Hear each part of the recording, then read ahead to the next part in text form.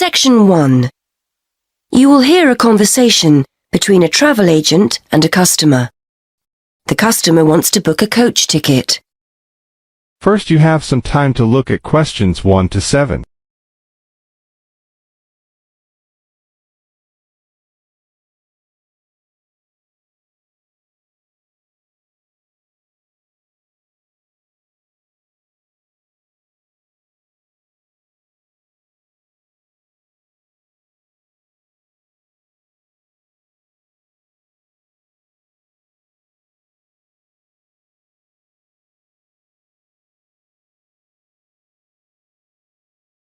Now we shall begin. You should answer the questions as you listen, because you will not hear the recording a second time. Now listen carefully and answer questions 1 to 7. Good morning. I'd like to book a coach to London. I was hoping you had something available this Saturday afternoon. Good morning, sir. Take a seat and I'll just check for you. Yes, we still have several free seats for Saturday. Where will you be leaving from? There are 3 pickup points in town: Main Street, Centenary Square, or the Central Bus Station. From Centenary Square, please. That's easier for me to get to than the bus station. And what time would you like to leave? There are coaches on the hour every hour, from 12 through till 6 p.m. Well, I'm meeting someone at the station in London and I need to be there for 4:30. So, which one would you recommend? Well, there's one leaving at 1 that arrives at Victoria Station at 4:10, if that's any good.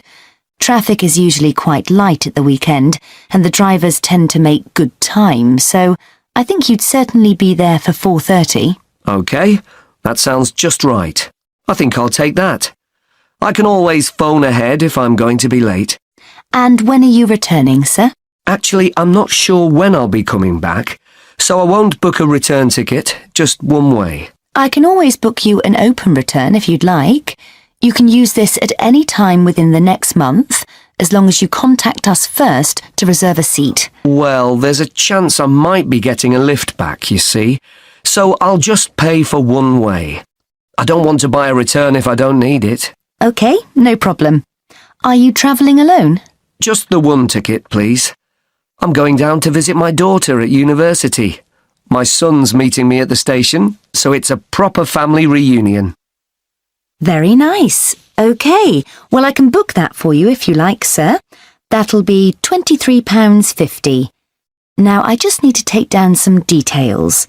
Can I have your name, please? Yes, it's Matthew Upton. That's U-P-T-O-N. And your address?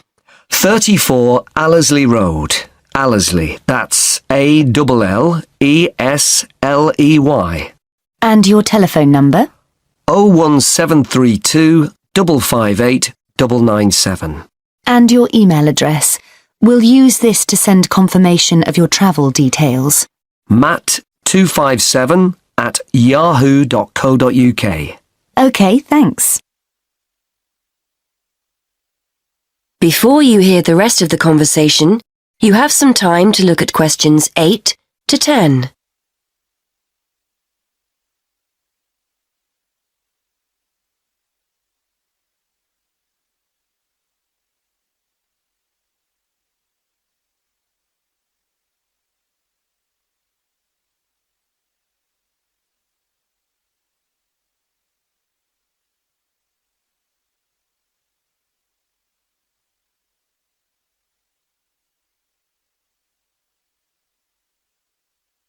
Now listen and answer questions 8 to 10.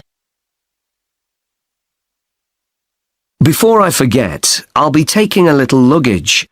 Is there a set luggage allowance? We offer a very good luggage allowance. You can take 2 suitcases as long as they're no more than 20 kilos each. That's 40 kilos in total, and 1 small item of hand luggage on the coach. Most people find that more than adequate. Any additional items carry an extra charge of £10 for each bag. I certainly won't be taking that much, so I should be okay. I was worried I might be taking too much. Would you like travel insurance included with your ticket? It's an additional £2. No, I don't think so. No problem. It's not compulsory. OK. How will you be paying? Actually, I've been having trouble with my debit card today, and I've left my checkbook at home, so I'd better pay in cash. You'll give me a receipt, won't you? Certainly, and we'll send confirmation to your email address as well. So that's £23.50, sir. If you just wait a minute, I'll print you off a receipt. That is the end of section 1. You now have half a minute to check your answers.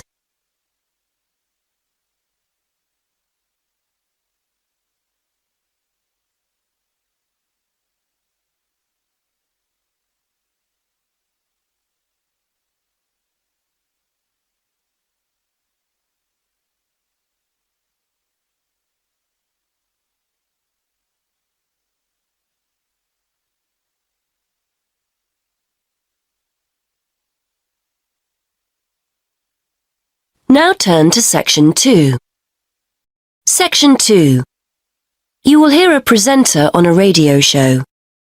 The presenter is talking to the manager of a local library. First, you have some time to look at questions 11 to 16.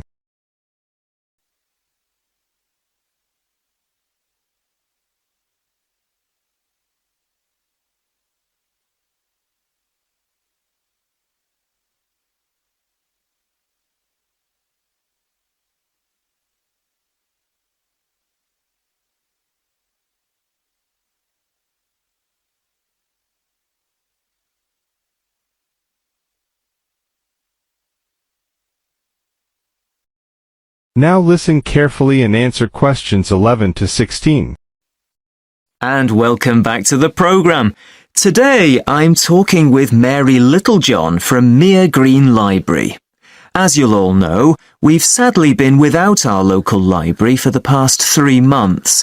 But the good news is that it's about to open again. Great news, Mary. It certainly is, Jonathan. Despite the fact that money's in short supply, I think visitors will be pleasantly surprised at how different and hopefully better everything is. Fortunately, we didn't need to replace the roof as we'd originally feared. It just needed repairing, so we were left with more money than we expected. We've been able to replace all that old wooden shelving with a more modern style. The computers have been moved to a new designated IT room, and on the subject of technology, visitors can now order and return books and CDs on their own with our new automated system, so no more queuing to be served. Sadly, money ran out before we had the chance to decorate the meeting room, but we're hoping to complete that next year. Oh, and the children's section now has some colourful new tables and chairs as well. That all sounds fantastic. So are you having a big reopening party? Well, the doors open on the 28th of August and we'll be serving tea, coffee and sandwiches at 12:30.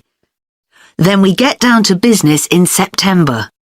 The local History Society will be meeting on the first Monday of each month at 7:30 as usual, and we'll be starting our Wednesday lunchtime book club at 1 o'clock. Both of those events are in the meeting room. The computer club won't be running in September as we still need to complete work in the IT suite, but this will certainly be returning in October. And we're especially looking forward to welcoming a local writer, Sally Wainwright, to a new event on the 22nd of September. This will be the first of a series of events we're calling Ask the Author. Visitors will be able to hear authors read from their latest works, ask questions, and even buy a copy of their book to take home. First, you have some time to look at questions 17 to 20.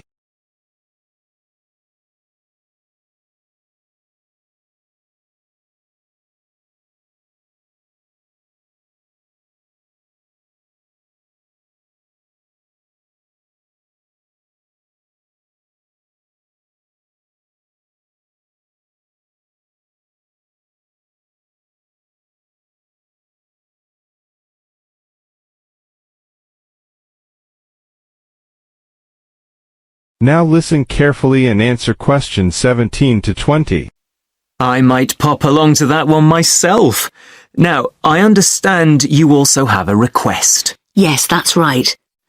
We're looking for anyone who has a few spare hours each week who would like to offer their services to the library. Our computer classes have become so popular over the past year that we're thinking about starting a second session and we'll need someone to run it. The current teacher will work with you so you won't be left to sort things out on your own. We can promise the person a warm welcome and a class of very motivated people, many of whom are at quite a high level. We're also trying to do our bit to break down the generation gap, and we've been inviting some of our older citizens in to talk to school groups about the past. The children range in age from 7 to 11. They're always accompanied by their teacher, by the way, but we haven't opened it up to teenagers yet. So if you'd like to help out, please get in touch. And I also understand you've got good news for those who've been making use of the mobile library. Yes, because the library has been closed, we've been running a mobile library service and going out to people in the community. Well, feedback has been so positive about this, particularly amongst our elderly users, that we've decided to keep it going. Users can reserve books if the bus doesn't have anything that they feel like borrowing. There's a computer on board with access to the library database, so the librarian will be able to reserve one for you. Unfortunately, we don't stock newspapers or magazines on the bus, as these tend to be for reference purposes only and can't be taken away. We're also pleased to be working with the local council, who've agreed to send someone from the community office on the bus. They'll be able to help you with any local issues you may have. Well, many thanks, Mary. I'm sure our listeners will be delighted to hear the service is fully up and running again. That is the end of section 2. You now have half a minute to check your answers.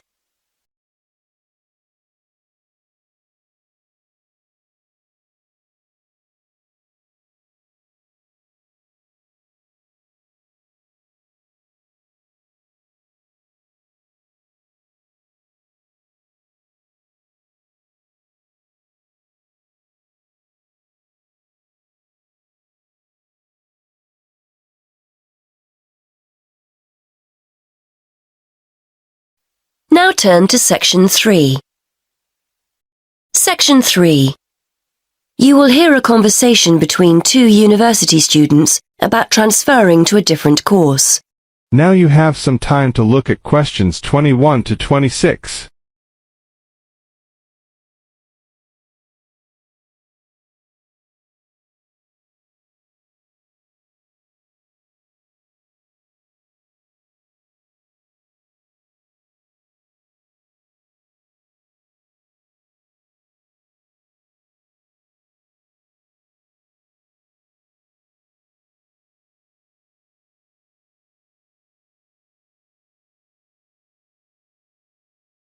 Listen carefully and answer questions 21 to 26. Hi, Graham. How are you doing? Hi, Judy. I'm fine, thanks. And thanks for popping round. I was hoping I could pick your brains about transferring to another course. Yes, I remember you saying you wanted to do something else. Are you planning on staying here, or are you looking to go to a different university? No, I'm happy to stay here. I just feel I need to do something else. How did you go about your transfer? You did History of Art originally, didn't you? That was the course I initially wanted to transfer to. I'd studied art at college and wanted to continue, but my parents persuaded me that English would be more useful, so I took their advice. But I really didn't enjoy it and tried to transfer to History of Art, but the course was full. Anyway, I spoke with the course tutors and they told me about the fine art programme. They thought I had the talent to do it, so that was that. I see. How did your parents take the news? They were okay about it, really. They just want me to do what I enjoy, so everything's fine there. So you're hoping to transfer as well, then? Yes, I think I've given the German course a good try, but I'm not really happy. Most of the other students on the course seem to have at least one German parent, or they've spent a great deal of time in Germany, so their German is much better than mine. We get huge novels to read, and I'm still struggling with the first chapter while they're already finished and writing their assignments. I thought about doing a combined degree, German with another course, as the workload would be less, but in the end, I feel a complete change would be best. One of my other subjects at school was history, and I realise now I'm actually more interested in that. One of my housemates is doing history, and it sounds like a great degree, so I've decided to focus on that. Well, people do transfer, so it's not out of the ordinary. But won't you miss the opportunity to study abroad for a year? You spend year 3 in Germany, don't you? I know. Not only Germany, actually. You have a choice of Germany, Switzerland or Austria. That would be exciting, I know, but that's really the only thing I like about the course. And I can always do some travelling after I've finished my studies. I still don't know what I want to do as far as a career is concerned, so I think it's best I study something I enjoy first and foremost. Anyway, I thought I'd ask you about how you went about your transfer before taking it any further. Before you hear the rest of the conversation, you have some time to look at questions 27 to 30.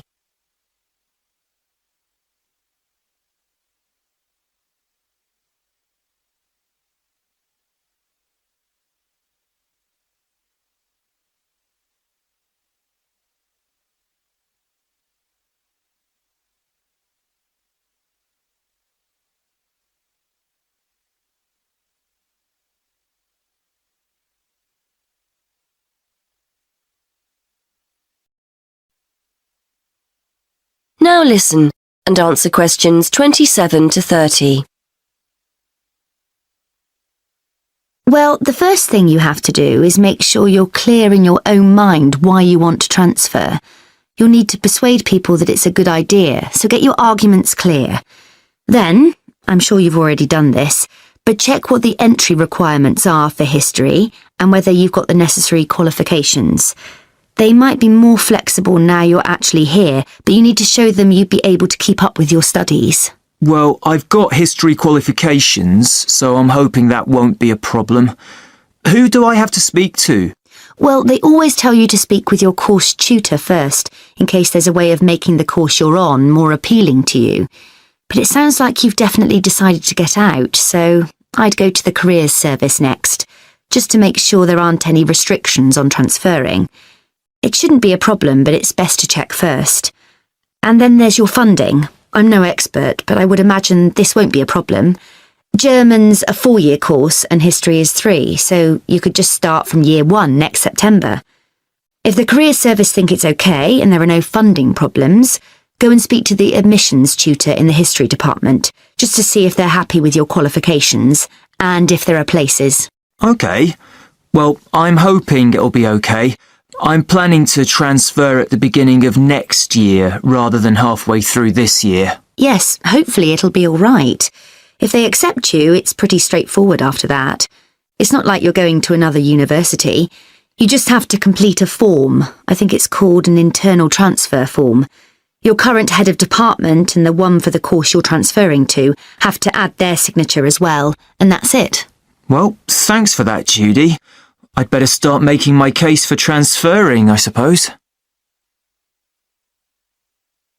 That is the end of section 3. You now have half a minute to check your answers.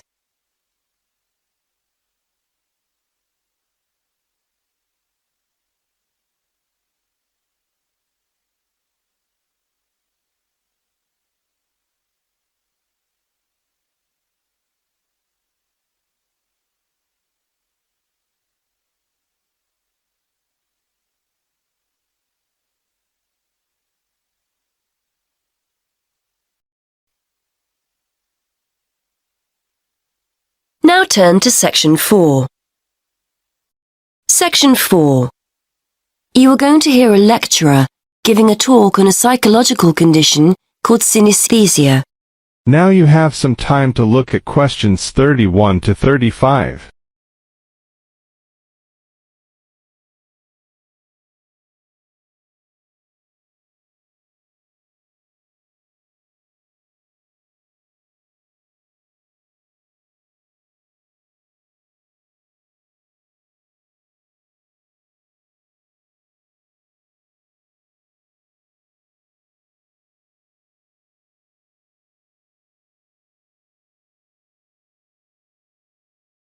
Now listen carefully and answer questions 31 to 35. Today we're going to look at a fascinating condition that challenges the idea that we all see and experience the world around us in a similar way. For example, what do you see when I mention a day of the week or a month? What colour is the letter A or the number 10? If you often find yourself having more than the normal sense sensations, you too could have a condition known as synesthesia. Synesthesia is a harmless but fascinating condition which is often described by psychologists as the joining of the senses. We normally experience our senses individually, so we see a colour or hear a word, whereas people with synesthesia will find two or more senses being stimulated at the same time by a single stimulus. Some people will see or feel a colour when they hear a sound. Others will experience a taste or smell when another sense is stimulated. This happens automatically. The sensation can't be managed. People often go through life unaware that they have the condition. A common response from individuals who learn for the first time that they have synesthesia is one of surprise to discover that other people don't experience the same thing. It's a normal part of life for them, and they will rarely describe the symptoms negatively. To estimate the numbers of people with synesthesia, one group of researchers sat people in front of a computer and showed them letters and numbers in black. Participants were asked to choose a colour for each character they saw. A small proportion of participants, namely those with synesthesia, consistently described the same characters as having the same colours. On the basis of the results, researchers were able to predict that synesthesia affects about 1% of the population. This number has been confirmed in other research. Synesthesia takes many different forms, but the most common is to see or feel a colour in relation to letters and numbers. It's commonplace for people to identify A with red, B with blue, and so on. Some people will actually see a colour, but in most cases it's a question of feeling or sensing the colour. However, it's just as commonplace to see days, months, letters and numbers spatially, that is in lines or circles, for example. People might say they see Monday up high, Tuesday just below Monday, Wednesday on the left, Thursday on the right, and so on. This doesn't mean that people with synesthesia always agree on what they sense. Two synesthetes will often argue over the colour of a letter, for example. But patterns emerge if a large enough sample of people are observed, providing clear evidence of this condition despite individual variations. Colour and spatial synesthesia are amongst the most common forms of the condition, but they are by no means the only way people experience it. Now look at the questions 36 to 40.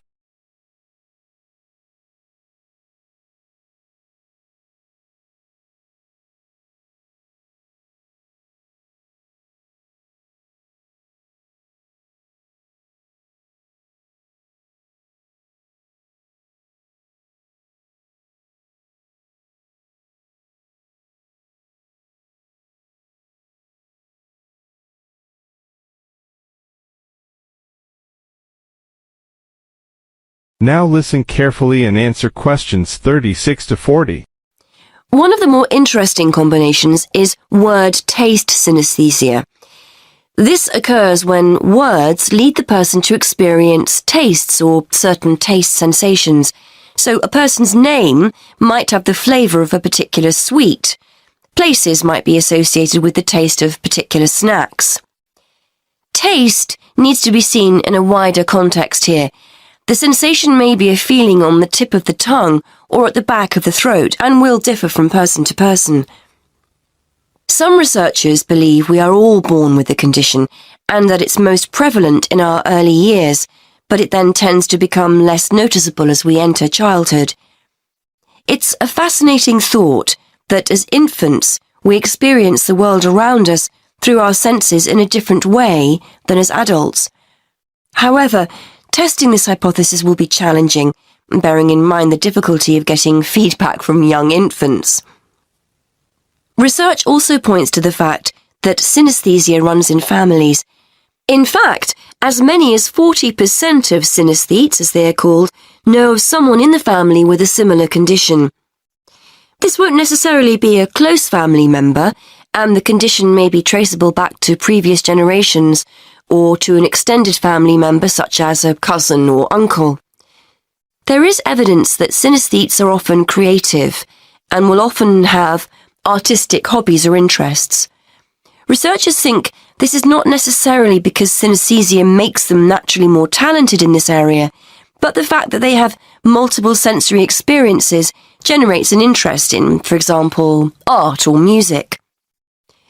So that's synesthesia. Apart from its intrinsic interest, for psychologists it's a fascinating indication that we may all experience the world around us in different ways. Once upon a time, these findings would have been regarded as highly subjective, lacking evidence, and not of any scientific worth. However, we now have a much greater interest in how the brain helps us make sense of the world, and the study of synesthesia is one way for us to discover more about this. That is the end of section 4. You now have half a minute to check your answers.